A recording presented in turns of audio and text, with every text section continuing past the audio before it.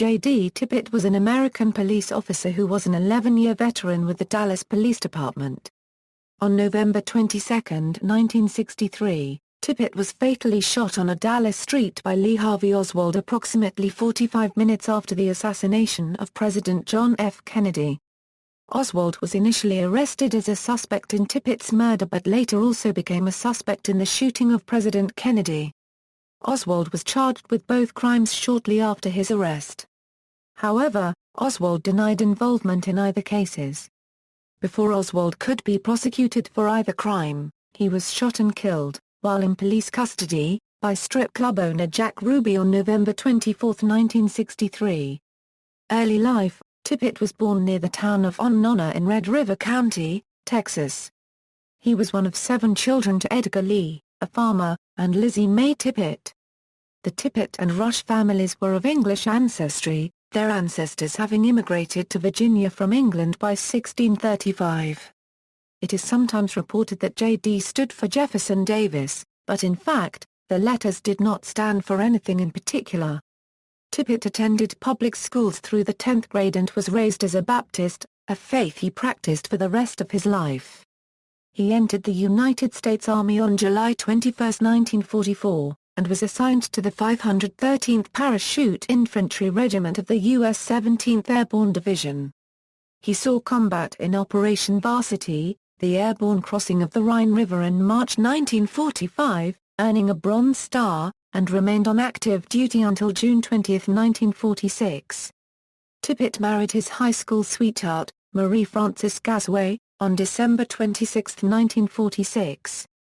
The couple had 3 children, Charles Allen, Brenda Kay and Curtis Glenn. That same year, he went to work for the Dearborn Stove Company. He next worked for Sears, Roebuck and Company in the installation department from March 1948 to September 1949 when he was laid off. The couple moved to Lone Star, Texas where Tippit attempted to farm and raise cattle. Career: in January 1950, Tippit enrolled in a Veterans Administration vocational training school at Bogota, Texas. He left the school in June 1952. After facing several setbacks as a farmer and rancher, Tippit decided to become a police officer. The Tippit family then moved to Dallas where Tippit was hired by the Dallas Police Department as a patrolman in July 1952. During his time with the Dallas Police Department, Officer Tippit was cited twice for bravery. At the time of his death, Tippit was assigned to Dallas Police Vehicle No. 10, had badge number 848 and was earning a salary of $490 a month as a Dallas police officer. He was also working 2 part-time jobs. He worked at Austin's Barbecue Restaurant on Friday and Saturday nights and at the Stevens Park Theater on Sundays. Murder and investigation. On November 22, 1963, J.D. Tippit was working beat number 78, his normal patrol area in South Oak Cliff, a residential area of Dallas.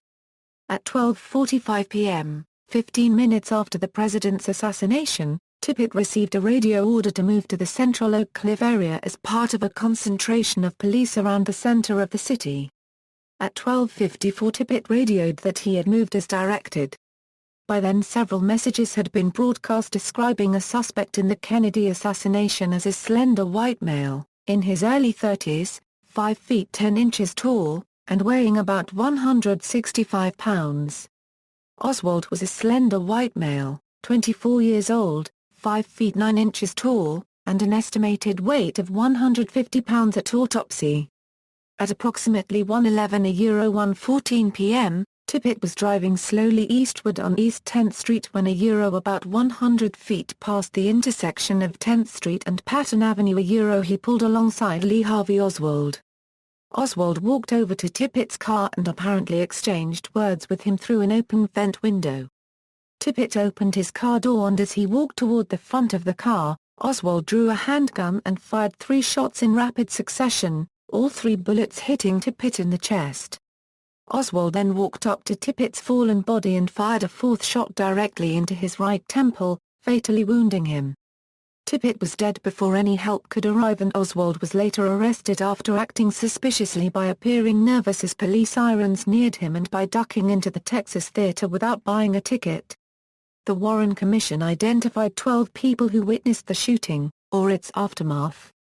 Domingo Benavides saw Tippit standing by the left door of his parked police car, and a man standing on the right side of the car.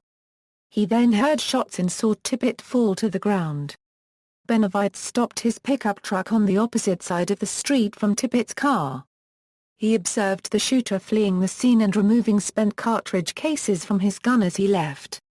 Benavides waited in his truck until the gunman disappeared before assisting Tippit. He then reported the shooting to police headquarters, using the radio in Tippit's car. Helen Markham witnessed the shooting and then saw a man with a gun in his hand leave the scene. Markham identified Lee Harvey Oswald as Tippit, a unregistered trademark killer in a police lineup she viewed that evening. Barbara Davis and her sister-in-law Virginia Davis heard the shots and saw a man crossing their lawn, shaking his revolver, as if he were emptying it of cartridge cases. Later, the women found 2 cartridge cases near the crime scene and handed the cases over to police. That evening, Barbara Davis and Virginia Davis were taken to a lineup and both Davises picked out Oswald as the man whom they had seen. Taxicab driver William Scoggins testified that he saw Tippit's police car pull up alongside a man on the sidewalk as he sat in his taxicab nearby. Scoggins heard 3 or 4 shots and then saw Tippit fall to the ground. As Scoggins crouched behind his cab, the man passed within 12 feet of him, pistol in hand, muttering what sounded to him like, "Poor dumb cop," or "Poor damn cop." The next day, Scoggins viewed a police lineup and identified Oswald as the man whom he had seen with the pistol. But Scoggins admitted he did not actually witness the shooting and his view of the fleeing killer was obscured because he ducked down behind his cab as the man came by. The commission also named several other witnesses who were not at the scene of the murder, but who identified Oswald running between the murder scene and the Texas Theater, where Oswald was subsequently arrested. 4 cartridge cases were found at the scene by eyewitnesses. It was the unanimous testimony of expert witnesses before the Warren Commission that these spent cartridge cases were fired from the revolver in Oswald's possession to the exclusion of all other weapons. Upon his arrest and during subsequent questionings by police, Lee Harvey Oswald denied any involvement in Tippit's murder. Based on eyewitness statements and the gun found in Oswald's possession at the time of his arrest, he was formally charged with the murder of J.D. Tippit at 7:10 p.m. on November 22. During the course of the day, police began to suspect that Oswald was also involved in the shooting of President Kennedy. At approximately 1 a.m. on November 23, Oswald was also charged with assassinating President John F. Kennedy. Oswald continued to maintain his innocence in connection with both murders. In the late morning of November 24, while being transported from the Dallas City Jail to the Dallas County Jail, Lee Harvey Oswald was fatally shot in the abdomen by Dallas nightclub owner Jack Ruby. The shooting was broadcast throughout the United States on live television. As Oswald was killed before he was tried for either crime, President Lyndon B. Johnson commissioned a committee of U.S. senators, congressmen and elder statesmen to investigate the events surrounding the deaths of President Kennedy, Officer Tippit and Oswald in an effort to answer questions surrounding the events. President Johnson also hoped to quell rumors that arose after Oswald was shot by Jack Ruby that the assassination and subsequent shootings were part of a conspiracy. The committee, known as the Warren Commission, spent 10 months investigating the murders and interviewing witnesses. On September 24, 1964, the Warren Commission released an 888-page report that concluded there was no evidence of a conspiracy and Lee Harvey Oswald acted alone in killing President Kennedy and Officer Tippit. The report also concluded that Jack Ruby acted alone in the killing of Lee Harvey Oswald. In 1979, the House Select Committee on Assassinations reported, based on Oswald's possession of the murder weapon a short time after the murder and the eyewitness identifications of Oswald as the gunman, the committee concluded that Oswald shot and killed Officer Tippit. Conspiracy theories. Some researchers have alleged that the murder of Officer Tippit was part of a conspiracy to kill President Kennedy. Jim Marrs hypothesized that the slaying of Officer J.D. Tippit may have played some part in a scheme to have Oswald killed, perhaps to eliminate co-conspirator Tippit or simply to anger Dallas police and cause itchy trigger fingers. researcher James Douglas said that the killing of Tippit helped motivate the Dallas police to kill and armed Oswald in the Texas theater, which would have disposed of the scapegoat before he could protest his being framed. Harold Weisberg offered a simpler explanation: immediately, the flimsy police case against Oswald required a willingness to believe. This was proved by affixing to Oswald the opprobrious epithet of cop killer.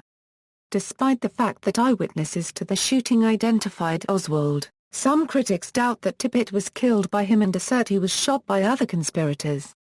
They allege discrepancies in witness testimony and physical evidence which they feel calls into question the Commission's conclusions regarding the murder of Tippit.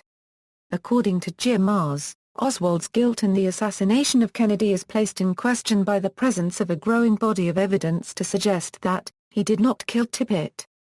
Others say that multiple men were directly involved in Tippit's killing. Conspiracy researcher Ken Thomas has alleged that the Warren Commission omitted testimony and evidence that two men shot Tippit and that one left the scene in a car. Sterling Harwood suggests that Tippit must have had a role in a conspiracy to kill Kennedy or to silence Oswald, since there is no other reason for an experienced officer like Tippit to fail to call onto his dispatcher his spotting of a suspect fitting the description of Kennedy's killer before engaging the suspect. Aftermath: on the evening of the assassination, both Attorney General Robert F. Kennedy and the new president, Lyndon B. Johnson, called Tippit's widow to express their sympathies. Jacqueline Kennedy wrote a letter expressing sorrow for the bond they shared. The plight of Tippit's family also moved much of the nation, and a total of $647,579 was donated to them following the assassination. One of the largest individual gifts was $25,000 that Dallas businessman Abraham Zapruder donated to Francis Tippit after selling his film of the president's assassination to Life magazine. A funeral service for J.D. Tippit was held on November 25, 1963, at the Beckley Hills Baptist Church, with the burial following at Laurel Land Memorial Park in Dallas. His funeral was held on the same day as those of both President Kennedy and Lee Harvey Oswald. In January 1964, Tippit was posthumously awarded the Medal of Valor from the American Police Hall of Fame, and he also received the Police Medal of Honor, the Police Cross, and the Citizens Traffic Commission Award of Heroism. A state historical marker to Officer Tippit was unveiled November 20, 2012 at the location where the shooting occurred. Tippit's widow married Dallas Police Lieutenant Harry Dean Thomas in January 1967. They were married until his death in 1982. Marie Tippit later married Carl Flinner. The marriage ended in divorce, after which Marie resumed using the surname of Tippit. In film, in movies, Tippit has been portrayed by Price Carson in 1991's JFK, and David Duchovny in 1992's Ruby. He was also portrayed by Matt Mika in the 2013 television drama Killing Kennedy. References == citations == Further reading: Myers, Dale K. With Malice, Lee Harvey Oswald and the Murder of Officer J.D. Tippit. ISBN 0-9762709-7-5. Wilkes, J.R., Donald E. The Rosetta Stone of the JFK Assassination? Flagpole, 8. External links: J.D. Tippit website by Dale Myers, Pain Lingers for Tippit's Widow, Dallas Morning News, January 27, 2004. Entry on J.D. Tippit, J.D. Tippit at Find a Grave.